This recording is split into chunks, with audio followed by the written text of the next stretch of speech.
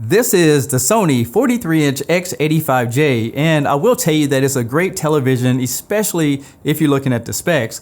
However, over the last few days of testing, I found a few things that has some room for improvement, but I will tell you it does have a great picture. So in this video, I'm going to show you guys some demos. We're going to talk about all the specs and everything that you need to know. I'm Tech Steve. Sit back and relax, and let's get started.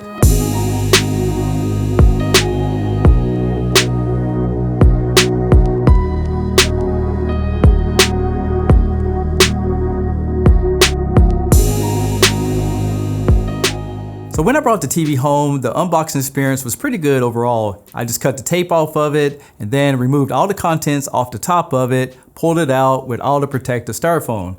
Now I didn't expect this, but Sony was very precautious by adding a layer of foam on the back of the cardboard so it could protect the screen just that much better. And as far as setting it up, it's very easy. You just take the feet on the left and the right, make sure they're in the right direction, and you just simply push them right into place. And it's just as easy to remove the feet if you plan on taking them off to mount the TV on the wall. Now don't expect to get any type of audio cables in the box, but it does come with a few things. There's a setup guide, some booklets, some mounting adapters, as well as the remote control with the batteries. Plus there's some cable management clips and the AC cable. For those who are interested, here's the energy savings guide so you can see the TV doesn't use that much energy. Because it's easier for me to work with here in the studio, I did pick up the 43-inch model. However, it is available in other sizes. You can pick it up in a 50-inch, 55, 65, 75, and a 85-inch. And what's different about the X85J over the X80J is that all the panels are all VA, so you're going to get better contrast ratio. We'll put that through the test later on in this video. This X85J will support up to 4K at 120 Hz. There is some limitations that I found out later on when I was doing my test, and we'll get into that. The Sony TV does have the Motion XR800, which runs at 100 Hz, but when I was doing some tests, I was really disappointed at how well that it smoothed out the top line, as you can see on this demo. This X85J uses direct lit backlights, and I expected to have local dimming, but it's not supported. Instead, Sony uses a technology called frame dimming. However, it does have the 4K HDR processor X1, 4K X Reality, and the Trilumious Pro colors. And to help out with those black levels, Sony has a technology called Dynamic Contrast Enhancer. I was expecting this to be a true 10-bit panel. In essence, it's an 8-bit panel with 2 bits of frame rate control, so that was a little bit of a letdown. Looking at the design of the X85J, there's nothing that really stands out to me. On the side of it, you can see that it's a little bit thicker because of the direct lit LEDs, and on the front of it, there's a Sony logo with a slot that appears to be a base port, but it's not. The feet are pretty standard, there's nothing that stands out, and I wish they would have put more of a base in the center of the television. Taking a look at the back of it, it looks a lot boxier, but the interesting thing is that you had to use these adapters to screw it onto a mounting bracket, which happens to be 300 by 300 millimeter on this size television. Before we get into the connectivity, I will tell you that the Sony X85J will support Dolby Vision, HDR10, HLG, but it doesn't support HDR10 Plus. On the back of it, you're going to find just about every connection that you possibly need. It has one USB 2.0, one USB 3.0, a fiber optic output for going over to your audio system, as well as a headphone output. Now you can hook up an older player like a DVD player or VCR. However, you need to buy a $10 adapter that's not included with the package. When it comes to HDMI, it has two HDMI 2.2s, two HDMI 2.1, but one has a shared eARC, a LAN connection for direct connection to your internet, and it does include Wi-Fi, Wi-Fi Direct, and Bluetooth 4.2 built right in. If you have already cut the cord and you're looking for better free TV that you can use antenna with, this TV does support the new ATSC 3.0 next gen technology. So what that means to you guys is in some of the major cities, they're broadcasting true high definition over the airs that you can pick up with antenna, but the benefits is going to have better sound and better picture. And I will tell you that San Diego is supposed to get it sometime this year. Spartan down!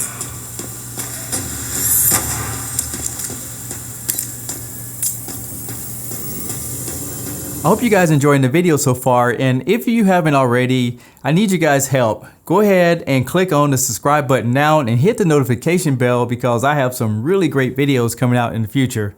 Go ahead, I'll wait.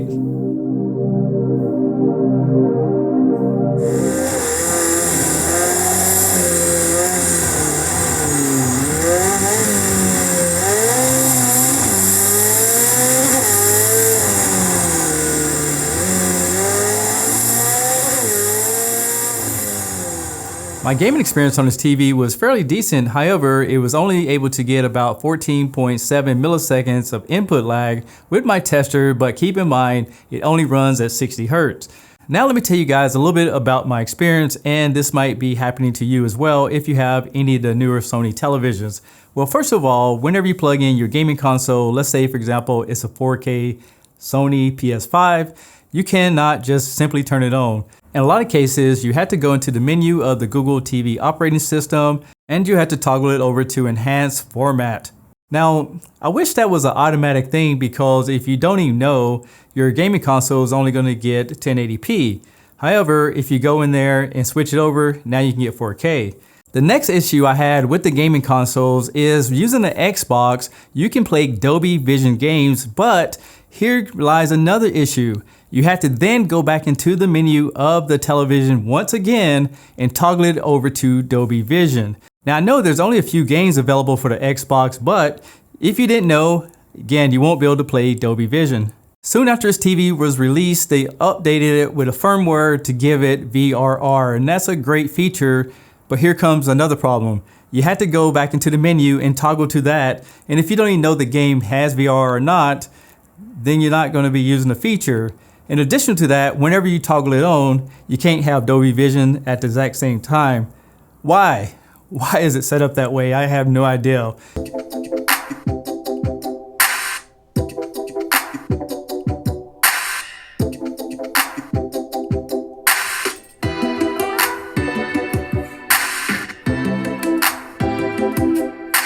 Now, one thing I can actually say about the Sony speakers is that it has a fuller sound than just about any TV that I heard. When it comes to bass response, it does bottom out, but it is small speakers, but the highs are good. Now, Sony also has this feature where it can calibrate, and this is how you would adjust it using the television. And when it comes to surround sound, it does support DTS, digital surround, as well as Dolby Audio. But the interesting thing is that it will support Dolby Atmos pass-through with the HDMI 2.1. However, if you eventually have two gaming consoles that supports 120 Hz, you would need to get some type of selector box to be able to use one input and use two consoles on it. The Sony X85J has a beautiful screen on it. It's bright, it's crisp, and has some decent contrast even though it doesn't have local dimming zones. The question is, does it have any flaws in the screen? Let's take a look. And here's what the contrast really looks like under a microscope. And I will tell you that it's not completely black like I would like to have it. You can see a little bleeding coming in from the backlights. And when looking at this white uniformity test, you can see there's a little vignetting at the very bottom edges, but it's not that noticeable when you have a picture on it. Out of all the tests that I did on this TV, this one was the most interesting. From the black to the gray levels, everything looks pretty good, but when you get higher on the spectrum, there's no gradient. It's all solid one color. I went through all the settings on the television and nothing fixed this issue. This is only my opinion, but it looks like they're giving brightness and sacrificing the range of the grayscale. Now moving over to the remote control, it has a lot of features, and one thing you'll notice about Sony remote controls is that they are extremely large, and maybe they should streamline it just a little bit. But it does have a built-in microphone, a number pad for those who still need that for local TV. It has some hotkeys for YouTube, Netflix, Disney Plus, and Amazon Prime.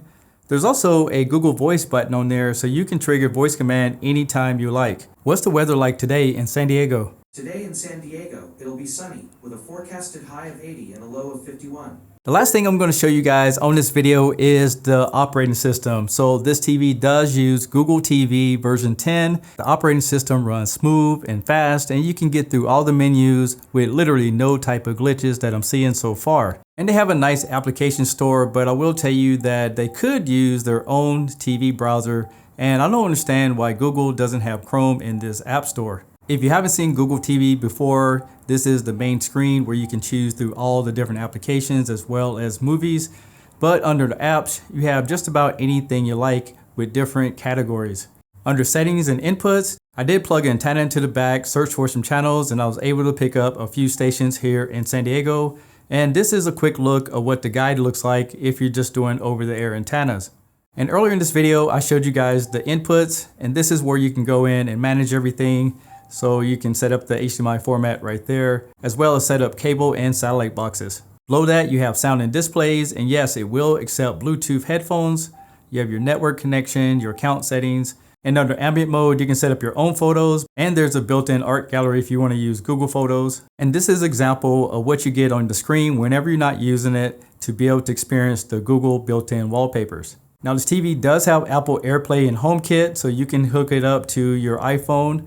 Additional to that, you can set up the HomeKit where you can control it with your interface with Siri and other Apple products. And not going too deep into this menu, you can set up all your picture settings right there and control everything that you need to as far as your motion, video signal, and more. The last thing we want to show you guys in the menu system is that Sony has bonus offers. And if you sign up for it, you can go in here and register your email so you get different benefits. I think the TV doesn't need that. Another feature they have is called Sony Select, and this is just showing you the same application. So again, this is another application I don't think the television needs. On most Sony TVs, you'll find Live and Decor. To me, it's kind of like the Samsung ambient mode, except that you have moving pictures and it does have audio as well. And with a USB drive, you can play music and media from that drive, no problem. Just plug it into the side of it, and then you'll have different controls that you can use. If you've been thinking about this television or it's your first time watching the channel, I will tell you honestly that it is a great mid-tier television. It's not the low end and it's not the high end. So with that considering, everything that I showed you can be expected in a TV of this range. Now, if you want to learn more, I'll leave all the links to the televisions and the description below. And from there, you can go take a look at other reviews and people who's purchased it, just so you're making the best buying decision. I'm Tech Steve. Thanks a lot for watching, and I'll catch you guys on the next one. Peace!